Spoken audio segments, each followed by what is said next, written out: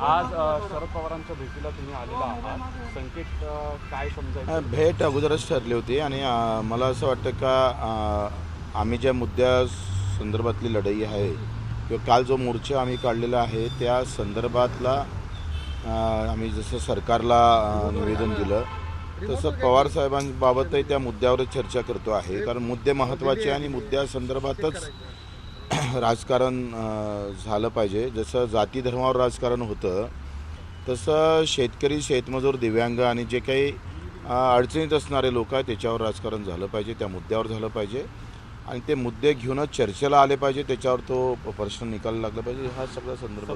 पण तुम्ही गेले काही दिवस नाराज दिसताय, सातत्याने तुम्ही मोठ्या मोठ्या नेत्यांवर आरोप करताय, म्हणजे महायुतीतील. आम्ही कोणावरच आरोप केलेला नाही, एकावरही आरोप केलेला नाही आहे. 1 सप्टेंबरपर्यंत आम्ही युतीला सरकारला वेळ दिलेला आहे.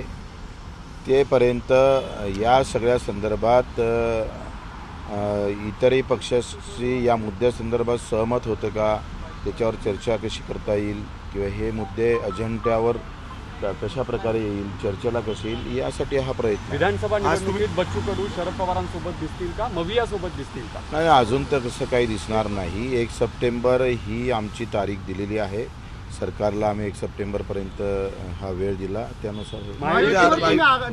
तुम्ही खुश आहात का? नाही, मी धाडाव सांगतो, माझ्या नाराजीवर नाही. शेतकऱ्याचे, मजुराचे प्रश्न महत्त्वाचे आहे.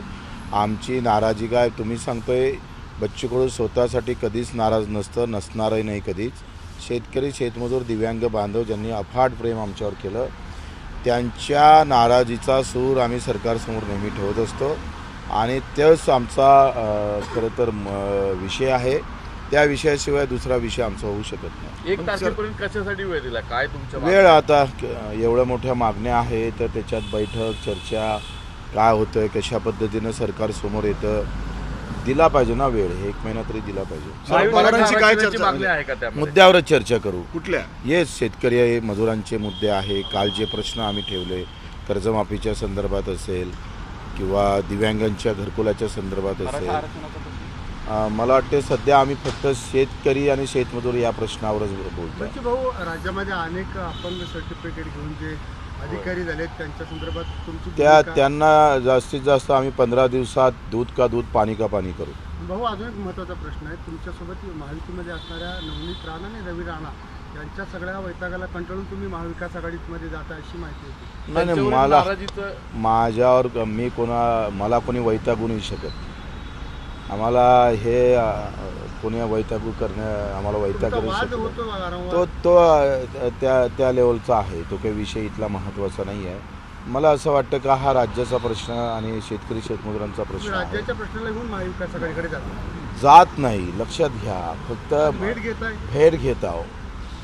कशा पद्धतीनं कसं आहे राजकारणामध्ये ह्या गोष्टी ह्या प्रश्नाला कशा पद्धतीनं चर्चेत आणता येईल.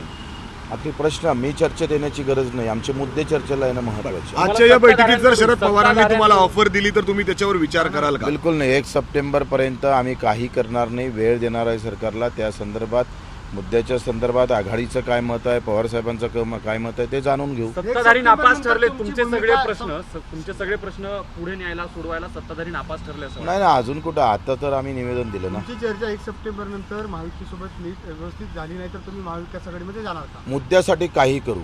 शेतकरी, शेतमजूर, दिव्यांगासाठी काही करू, काही करू. शरद पवार आश्वासक वाटतात? वेळ पडली तर तुम्ही महाविकास आघाडी सुद्धा सोबत जाताल? नाही, ते मी 1 सप्टेंबर नंतर सांग. शरद पवारांच्या भेटीसाठी पोहोचलेले आहेत. शेतकरी, कष्टकरी, शेतमजूर आणि दिव्यांगांचे जे प्रश्न आहेत त्या संदर्भात 1 सप्टेंबरपर्यंतचा अल्टिमेटम दिलेला आहे.